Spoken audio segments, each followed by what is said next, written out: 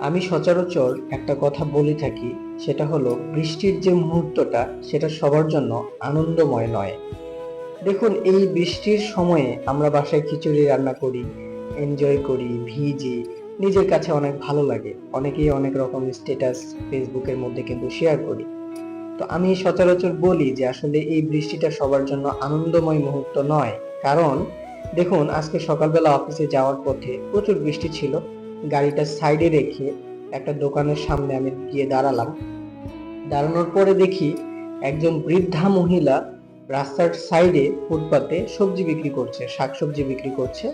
তো প্রচুর পরিমাণে বৃষ্টি পড়ছে, দেখতেই পাচ্ছেন আপনারা, রাস্তায় কোনো মানুষ নেই। এমন একটা অবস্থাতেও তিনি কিন্তু একটা ছোট্ট ছাতা নিয়ে এখানে একদম চুপ করে বসে আছে।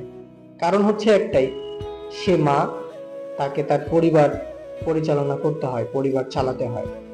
এই জন্য কিন্তু তার সবজিগুলো যেন উড়ে না যায় বা সবজি নষ্ট না হয়ে যায়, এই জন্য কিন্তু সে বসে আছে। এমন ভাবে বসে আছে যা বলার বাহিরে। যারা মধ্যবিত্ত তারা আসলে এই বৃষ্টির দিনে কাজ করতে পারে না, যারা মাঠে কাজ করে তারা কিন্তু মাঠে গিয়েও কাজ করতে পারে না। এক বেলা খেয়ে আরেক বেলা কি খাবে সেটা নিয়ে কিন্তু তারা চিন্তায় পড়ে থাকে, চিন্তা করে। তো সে কারণেই আসলে বলে থাকি বৃষ্টি সবার জন্য আনন্দময় মুহূর্ত নয়।